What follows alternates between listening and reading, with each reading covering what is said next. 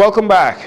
Police are reporting an armed robbery and assault on Sunday where the two victims were robbed by two men on motorcycles accompanied by 6 men in a silver Japanese vehicle. According to police reports, after 8 p.m. on Sunday in the area of Yellow Elder Gardens, 2 male motorcyclists pursued the victim and his passenger, with one of the bikers throwing a rock and damaging the victim's vehicle. The victim attempted to pass the bikers, however, collided with the sidewalk, puncturing his tire, forcing him to come to a stop near a local high school in that area.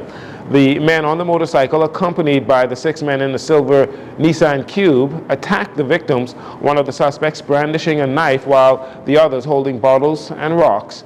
In addition to the assault, the victims were robbed of an undisclosed amount of cash. Police are looking for the suspects involved in this incident and are asking anyone with information to contact the Criminal Investigations Department, CID. You can call 911, 919, or Crime Stoppers anonymously at 328-TIPS. That's 328-8477.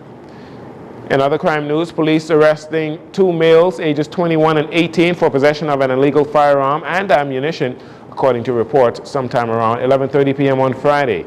Officers attached to Operation Ceasefire, in collaboration with the Royal Bahamas Defense Force officers, executed a search warrant on a residence on Williams Drive off Cowpen Road, where they discovered a high-powered weapon along with a quantity of ammunition. As a result, 2 males, residents, they were arrested. Investigations into that matter continue.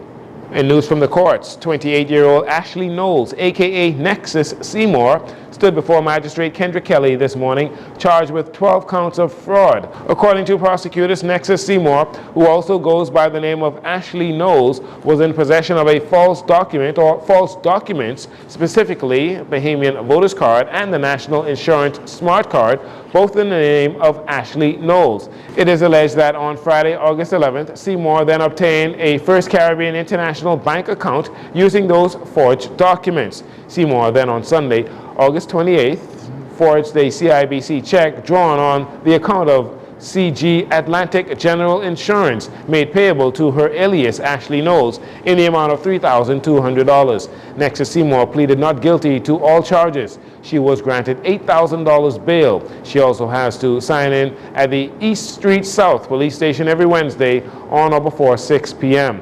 A breach of the bail requirement will require a 6-month stint at the Bahamas Department of Corrections. The matter was adjourned until October 11th for a trial. Police are warning those intent on engaging in white-collar crime that the Cyber Crimes Unit of the Royal Bahamas Police Force, they will use all assets to track down and apprehend all suspects. In wake of the disappointing results from the most recent national high school examinations, the question of what graduating students who have failed to obtain a diploma or pass BGCSE exams can do to help themselves, that question became a topic of discussion. Acting Director of Education Dominic McCartney-Russell says the Ministry of Education is tracking those students and encouraging them to continue to pursue education and learning. Those ones in particular, we're tracking all of them, but those ones in particular who may not have met the requirements for the Bahamas High School diploma or may not have gotten earned the grades at the BJC or BGCSE level, we are tracking those. We are encouraging them to participate in BTVI's Smart Start program.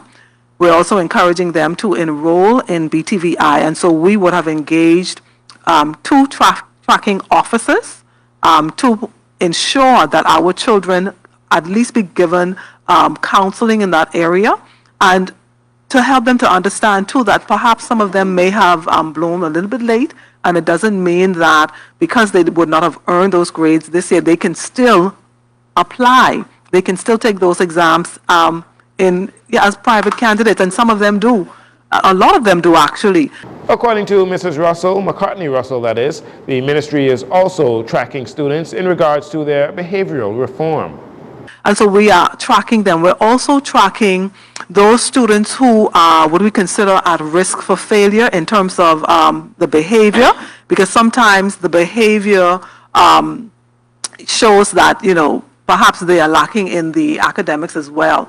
And so we're providing support systems for those children. We have the Refocus program.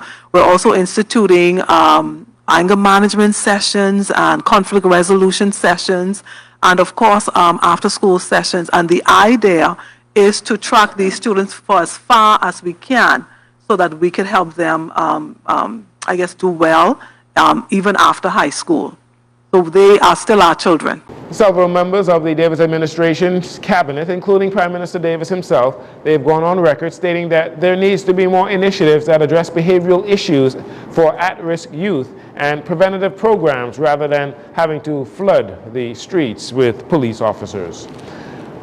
After being on a hiatus since the COVID-19 pandemic, the Technical Cadet Corps program has made its return with the introductory ceremony at the National Training Agency on Friday with some 120 students from junior high schools here in the capital. Minister of Education Glenys Hannah Martin delivered remarks to this year's inductees. Students, you were recruited. It means that you were identified, selected, and that there was a belief in you. And that we are confident, because we don't make no mistakes with these things, they're too important. We were confident that not only will you succeed over the next 3 years, but that you will excel and become brilliant ambassadors for this crucial program. The underpinning of the TCCP launch is this, and this is an interesting thing. Skills are the new currency. It is our belief that providing you with the opportunity to increase the number and development of your skills will place you in the best possible position to not only find employment upon graduation, but also, as you've heard, prepare you to be owners in the economy or to go on to tertiary education. You will be the backbone of the economy. With the businesses you start, once you have added experience to your newly acquired and refined skills. And we are excited to see where you will take the Bahamas as you journey into the future. Acting Executive Director at the Technical Cadet Corps program, Linda Evans, is excited to see a return of the program as the relaunch will allow participants to be credentialed and to earn industry-recognized certification in the future. So we rebranded the program with new programs. We also included new pathways. We are so grateful to our corporate sponsors who support us in every way. They worked with us to build new curriculums. They also worked with us to ensure that the programs that we are offering, these students will be able to either, go into the workplace or matriculate into higher education. Started in 1990, the idea behind the Technical Cadet Corps program is to create a pool of skilled young people who would be equipped to contribute positively to address employment demands of the future with a focus on science, technology, engineering, and math. The program partners with flagship government corporations such as the Bahamas Power and Light Company, Water and Sewage Corporation, Bahamas Telecommunications Company, and the Broadcasting Corporation of the Bahamas. And finally, on Sunday, Women United, in a written statement, condemned false statements to the police, particularly regarding sexual assault and child abduction.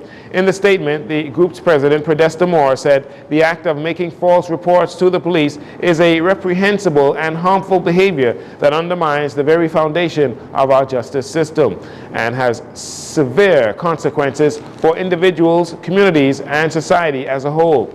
In recent weeks, 2 false reports of attempted child abduction have been made. On Friday past, a 32-year-old mother was arraigned in the magistrate's court, charged with making a false police report accusing a 50-year-old man of trying to abduct her 2-year-old daughter while they were at a food store. However, police investigations, including surveillance video, showed that the report was false. The mother, Yolanda Smith of Palm Breeze Estates off Carmichael Road, pleaded not guilty and was granted bail in the amount of $2,000. She returns to court on October 25th. That'll do it for your JCN Evening News. Once again, I'm Jarino Saunders. Thanks so much for joining us.